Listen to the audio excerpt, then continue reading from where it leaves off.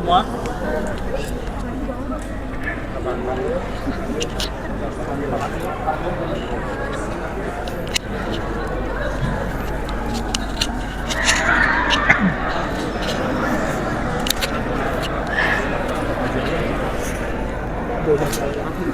Mana Mas?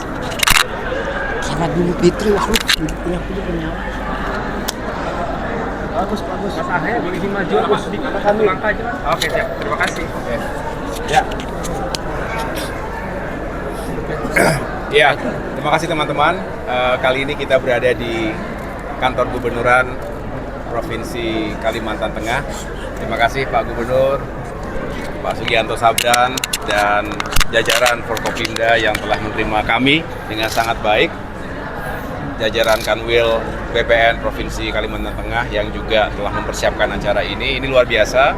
Senang sekali bisa berkunjung, bersilaturahim, sekaligus tadi kita menyerahkan sejumlah sertifikat hak atas tanah yang dimiliki oleh pemerintah Provinsi Kalimantan Tengah. Tadi langsung kami serahkan kepada Pak Gubernur, kepada pemerintah Kota Palangkaraya, dan juga kepada sejumlah kalangan, khususnya surat atau sertifikat wakaf untuk masjid-masjid dan juga rumah-rumah ibadah yang lain, gereja-gereja yang ada di Kalimantan Tengah ini.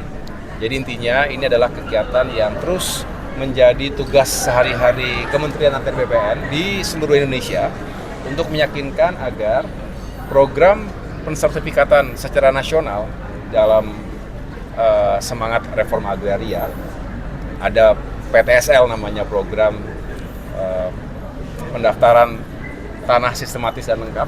Ini yang kita harapkan bisa kita kejar target-targetnya hingga akhir tahun dan juga tuntas tahun depan, agar semua anggota masyarakat Indonesia ini punya sertifikat yang sah dari negara, sehingga ini memperkecil ruang terjadinya penyalahgunaan, diduplikasi, dipalsukan, termasuk oleh mafia-mafia tanah.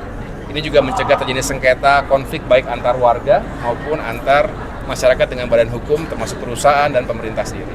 Dengan demikian, harapannya ke depan masyarakat semakin memiliki kepastian hukum dan memiliki nilai ekonomi yang makin tinggi, karena sertifikat yang asli dan sah dari negara ini tentu bisa digunakan untuk mendapatkan pinjaman modal usaha misalnya bagi masyarakat yang membutuhkan. Dengan demikian akan menggulirkan perolehan, saya ulangi, akan menggulirkan ekonomi rakyat, dan ini dengan sendirinya akan menambah pemasukan bagi negara. Ini yang mudah-mudahan juga bisa kita terus masifkan sertifikat elektronik untuk semua. Pak Menteri, Pak, ini kan di Kalteng sendiri itu untuk satu. soal IKN, pembebasan IKN. Pak Menteri kan selalu bilang kalau misalnya ATR BPN bisa menerbitkan sertifikat kalau hadir sudah fit and clear. Nah, peran ATR BPN selain menerbitkan sertifikat itu apa ya Pak dalam pembebasan IKN 2008 per IKN? Lalu yang kedua Pak, izin soal, jadi Hotel Sebenarnya kemarin itu gugatan Joe Sutowo kepada pemerintah, termasuk di dalamnya Menteri ATR Kepala BPN itu dimenangkan oleh pemerintah Pak. Minta tanggapannya terkait hal tersebut. Ya, jadi ini sedikit tentang IKN ya, di Kalimantan yang lain, Kalimantan Timur. Kita terus mengawal prosesnya. Baru saja saya kemarin berkomunikasi dengan Wakil Menteri ATR BPN, Bung Raja Juli Antoni, yang yang juga saat ini menjalankan tugas sebagai PLT Wakil Kepala Otorita IKN, OIKN. Kita saling berkomunikasi karena saya sampaikan agar kita kawal bersama-sama terkait dengan 2086 hektar yang masih ada masalah di sana. Nah, per kemarin itu sudah dilakukan yang namanya sosialisasi terkait dengan PDSK. PDSK itu adalah penanganan dampak sosial kemasyarakatan bagi masyarakat yang ada di sejumlah lokasi tanah IKN yang perlu mendapatkan PDSK tadi, termasuk bisa dikatakan uang ganti rugi, rohiman dan lain sebagainya, kan ada prosesnya. Nah, kita juga turut mengawal proses itu. Ada namanya appraisal yang dikelola dengan baik, ada mekanismenya, ada tim terpadu juga yang diketuai oleh Gubernur Kalimantan Timur, kemudian saya ulangi, ya, di bawah Provinsi Kalimantan Timur, termasuk juga yang ada di bawah OIKN sendiri. Mereka bekerja sama dengan baik sehingga setelah tersosialisasi dengan baik, tidak lagi ada masalah, termasuk diterima secara umum oleh masyarakatnya, maka setelah itu akan dilakukan, akan dieksekusi. Setelah itu baru bisa direlokasi dengan baik. Disitulah akan clear semuanya, clean and clear, kita serahkan secara administrasi dan bisa dibangun seperti yang direncanakan oleh OIKN. Ada dua yang menjadi prioritas di antara 2086 itu. Yang pertama adalah ada ruas jalan tol 6A dan 6B, dan satu lagi untuk pengendalian banjir Sepaku. Itu kira-kira terkait dengan OIKN. Kalau yang tentang Hotel Sultan Jakarta, ya tentunya ini akan terus kita ikuti ya. Bagaimanapun ini adalah aset negara yang juga harus kita selamatkan. Dengan demikian mudah-mudahan juga tidak terlalu larut-larut, sehingga lokasi yang sangat strategis itu benar-benar bisa kembali produktif. Itu sesuatu yang luar biasa, jangan sampai konfliknya udah lama sekali, berkepanjangan terus begitu. Tetapi mudah-mudahan kali ini ada titik terang dan sekali lagi ada solusi yang baik buat semuanya. Pak Menteri, Kan tadi di Kalimantan Tengah sendiri itu ya salah satu yang jadi pokok masalah dalam pertahanan itu adalah tumpang tindih tanah. Pak Menteri termasuk juga salah satunya mafia tanah, Pak. Nah ini BPN sendiri untuk mengatasinya gimana sih, Pak?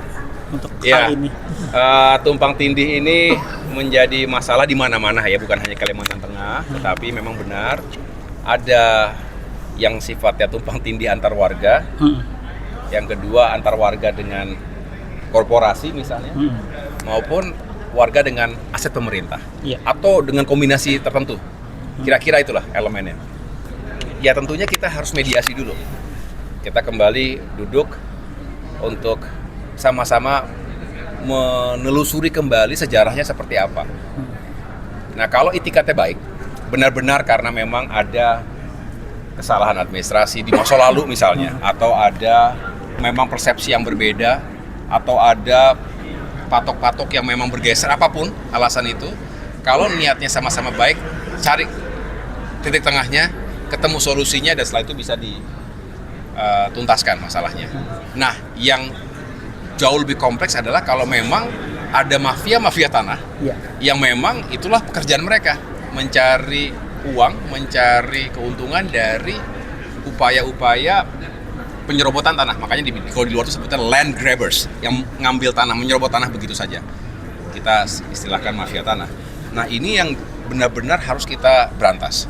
Saya baru dari Jambi misalnya, itu kemarin kita, Pak Gubernur, ada 3 kasus kita selesaikan di sana, itu bisa menyelamatkan potensi kerugian masyarakat dan negara hingga 1,19 triliun rupiah. Bayangkan, karena itu masalah oleh mafia tanah, direbut segala macam, terus dijual lagi dan sebagainya, padahal sudah ada pihak swasta ingin investasi kelapa sawit di sana kemarin, terhenti, nggak bisa berjalan. Nah itu kan kalau nggak selesai, bayangkan rugi betul kita, padahal itu membuka lapangan pekerjaan dan meningkatkan pendapatan negara dan kesehatan rakyat. Jadi kembali pada upaya untuk mediasi, kita sifatnya preventif lebih bagus, tetapi kita juga nggak ragu-ragu melakukan tindakan represif. Itulah mengapa kami membentuk Satgas Anti Mafia Tanah, bekerja sama dan berkoordinasi ketat dengan jajaran kepolisian dan juga kejaksaan. Nah disinilah target-target operasi satu persatu kita ungkap ya, dan saya juga akan sendiri kawal ini. Bukan hanya mendelegasikan, akan turun ke lapangan, meyakinkan agar ini bisa ditindak dengan serius. Untuk audit sendiri Pak, apakah ada audit Pak? Tadi sempat disinggung mengenai sertifikat elektronik Pak. Pertama, penerapan sertifikat elektronik sendiri di Kalimantan Tengah sendiri seperti apa dan bagaimana? Dan yang kedua Pak, bagaimana Kementerian ATR menjamin perlindungan dan peningkatan keamanan data dalam sertifikat elektronik agar tidak diserang peretas Pak? Ya. Ada berapa kantah yang sudah bisa diterima? Deklarasi itu dapat rencana minggu depan, dalam waktu dekat itu beberapa. Ya. Sementara tahapan awal 5 kantor pertanahan yang siap untuk menghadirkan layanan sertifikat elektronik dari 14 kabupaten kota atau kantah yang ada di sini. Nanti mudah-mudahan semakin cepat lagi, Pak Kepala Kanwil.